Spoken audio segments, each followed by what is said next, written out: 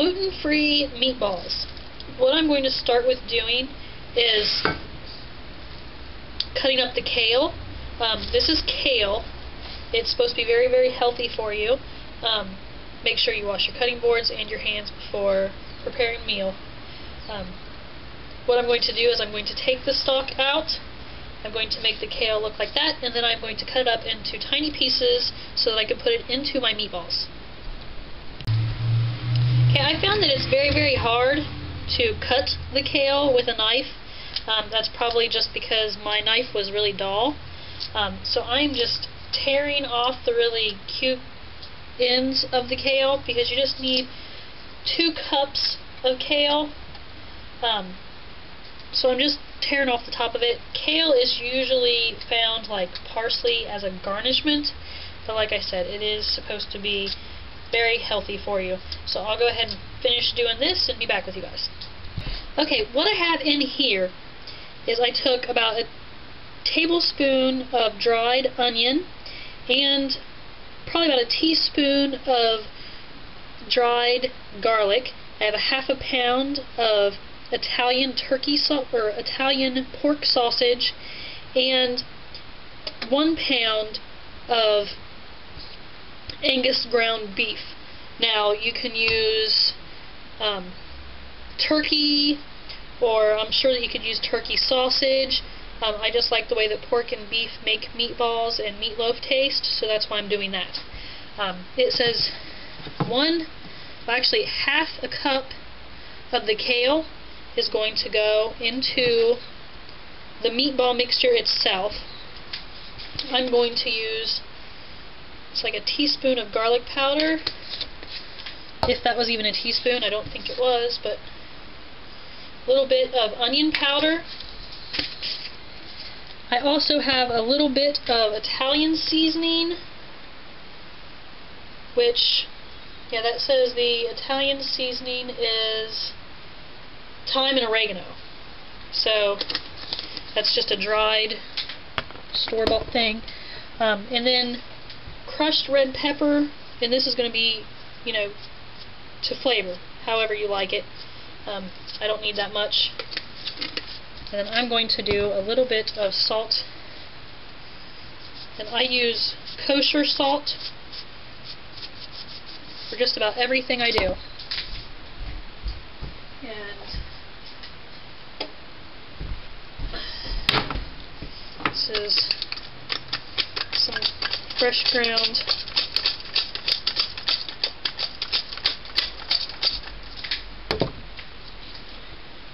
and a little bit of white pepper, because I like white pepper. You need 1 egg,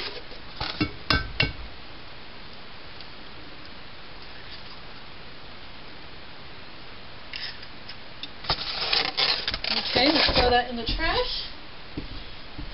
Then I'm going to wash my hands, and then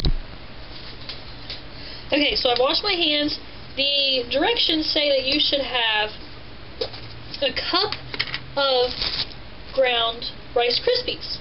But I have wonderful Italian breading crumbs, and I use this for the chicken nuggets. It's very good for chicken nuggets. We all like that. So I'm going to use probably about a ½ cup of the Italian breadcrumbs, and then I'm going to go ahead and use some of these Rice Krispies because they're more fluffy. And if I need some more Rice Krispies, then I will go ahead and use them at that time, because you want to make sure that they're going to stick together. Your egg is your binder, and then you just take, I'm just using my hands. You know, there's nothing wrong with getting your hands down in your food, as long as you've washed your hands. And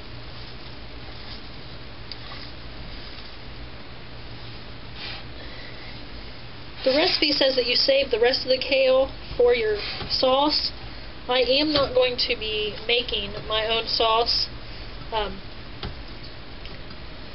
I actually found a sauce that is called Mid's home style sauce, and I will be using Mid's, and maybe I'll put some kale in with the spaghetti sauce.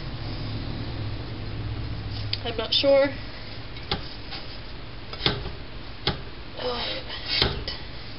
So I'm going to do this, and then you guys can come back when I am making the actual balls. Okay, so I have my meats ready to be formed into meatballs. Then I have a pan that I've just put aluminum foil over, so that way my meatballs are not going to stick and I'm not going to have a giant mess to clean up after everything's all said and done. You can see the kale and everything's all incorporated in there. And then you just want, it says about an inch, your ball to be about an inch round. So you just make your little balls and throw them in there.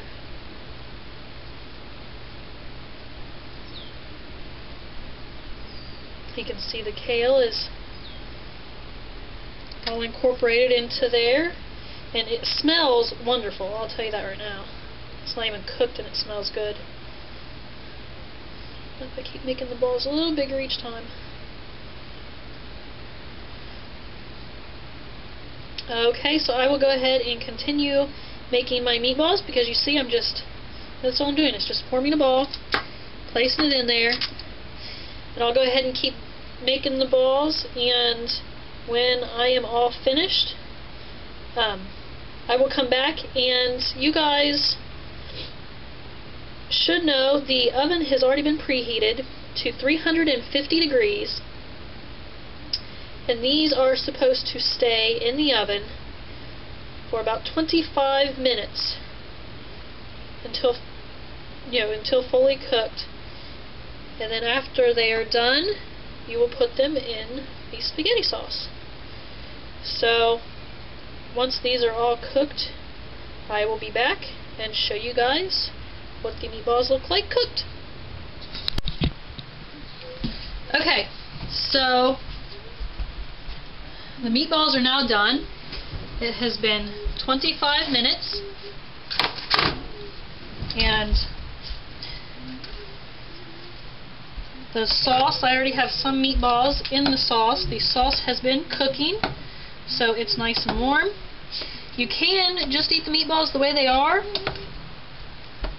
but the sauce, I just like meatballs with sauce. How phooey.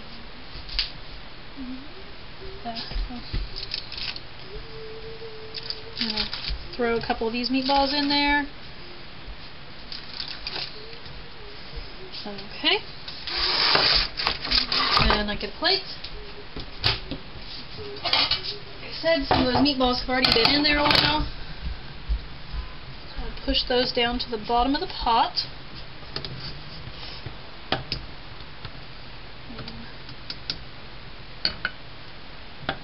There's a sauce-covered meatball. Okay.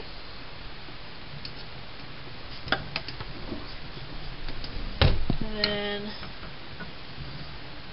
if you had spaghetti or something like that, then you'd have spaghetti and meatballs, spaghetti sauce, and clean that up.